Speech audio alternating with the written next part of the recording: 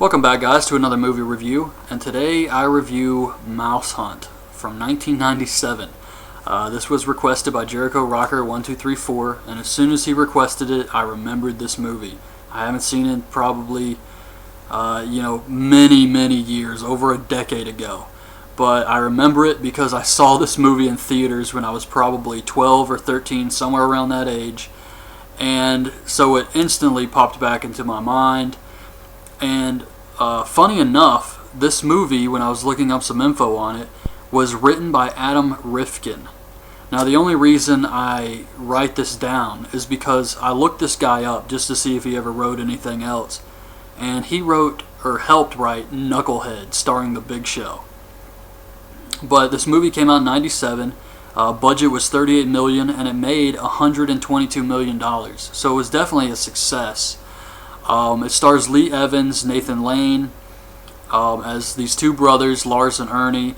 The movie starts off, they attend their father's funeral, and they argue, they don't really get along. Lars is Lee Evans, he's the nice brother. Ernie, played by Nathan Lane, is kind of a jerk, selfish.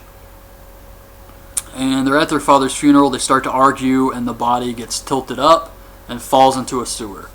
Very goofy comedy in this movie. They find out they inherited the string factory that his father created, an old house, and a bunch of other stuff, a spoon collection, box of cigars. So Nathan Lane is a chef. He's cooking for the mayor when a cockroach from the box of cigars that his dad left him gets in the food. The mayor bites into it. He starts to choke. He has a heart attack. These reporters show up. They film the entire thing, so he pretty much loses everything. Then we see Lars, some gangsters. I think they're gangsters. I don't know what they're supposed to be. I guess just a company wants to buy the string factory, and Lars has no intention of selling it. So when he goes back home, his wife, Vicky Lewis, she's mad that he didn't sell it and get some money, so she kicks him out of their house. He doesn't want to sell it. He has a flashback to their father, who was played by, I think his name was William Hickey. You've probably seen him in a ton of stuff. If you have ever seen Christmas Vacation, he's the old man whose hair gets caught on fire, or his jacket gets caught on fire. Really funny guy, and this was one of his last movies. They actually dedicated this movie to him. But he plays the dad, very tiny role. So Lars is kicked out of his house. He goes to a diner, and he sees Ernie working there because he was fired from his restaurant, or lost his restaurant. And they both go, since they have nowhere else to go, they go stay at the old house. It's snowing. There's a very light Christmas theme to this movie. It's really just an afterthought. The movie came out like December 19th, so they tried, I guess, to do a little Christmassy stuff, but aside from some snow, a wreath, and a light Christmas song in one scene, it really has nothing to do with Christmas. So they show up. They have a mouse living in the house, obviously. It's making noise in the attic. They go up there. They're trying to fight the mouse. They find some blueprints and find out the house could be worth a lot of money. So they have a lot of interested people the next day come look at it. They decide to hold an auction. Ernie leaves a trap for the mouse. They wake up, they find out it didn't work. The mouse is still alive. We get some Three Stooges type comedy here where they're accidentally hitting each other. It was fine. The mouse actually has its own room. It's got a little bed. It's got a picture of Hawaii. So the mouse is given its own personality in this movie. But its room gets destroyed by a nail gun, which I guess pissed it off.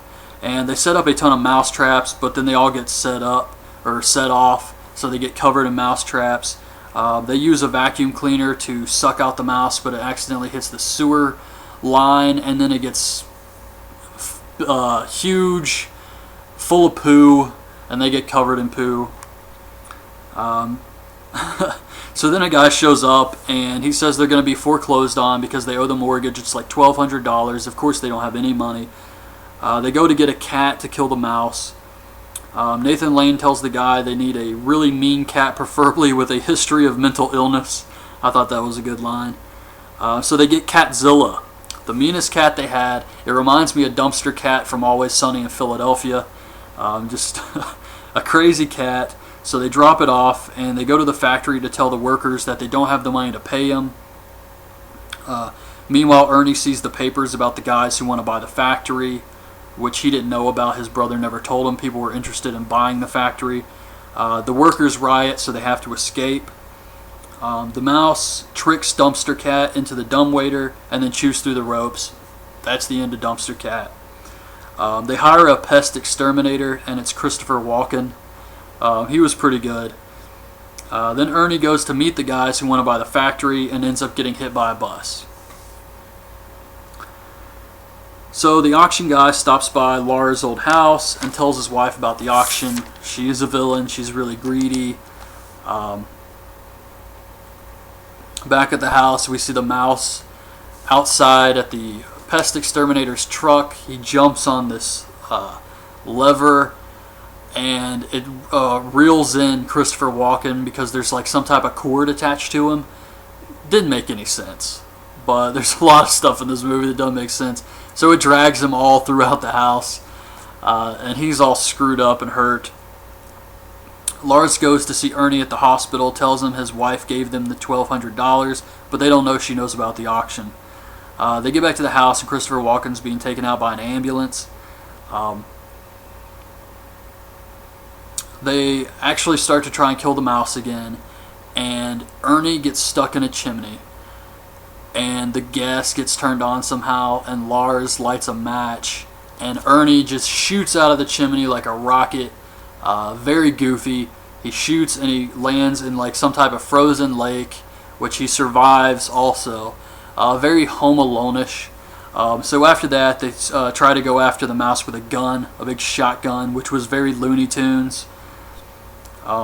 Lars hears the answering machine go off, and he finds out it's the guys who want to buy the factory talking to Ernie. So they get really mad at each other. They have a big fight. Lars throws an orange at Ernie and hits the mouse. They have the mouse. He's knocked out, but they don't have the heart to kill it, so they take it to the post office and they try and mail it somewhere else. So then we see him fix up the house. They have the auction.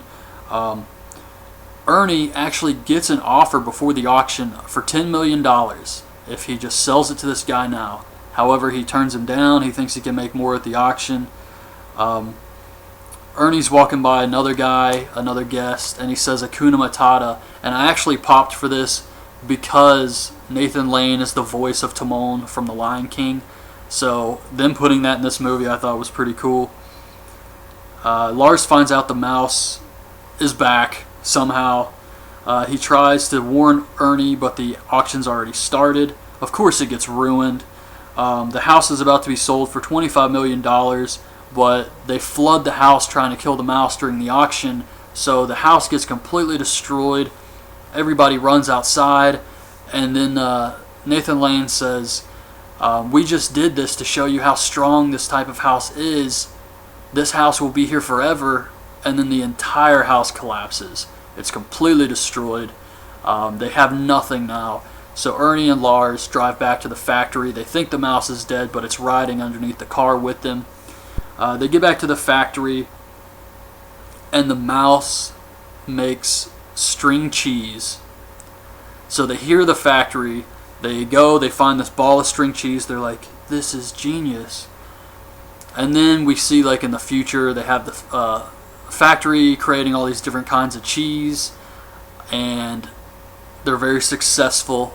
And Ernie is cooking all these different recipes. He's got the mouse on his shoulder, and he's talking to the mouse now about recipes for cheese. The mouse even has a little chef's hat on. So it was just kind of stupid. But yeah, that was it. That was MouseHunt from 1997. Good kids movie. I think it holds up really well, so I'm sure kids would still enjoy it today. So yeah, that's it. I'm not gonna, recommend this to everybody, but I mean, yeah. So that's it, guys. I hope you liked the video. Leave your thoughts on it in the comments below, and thanks for watching.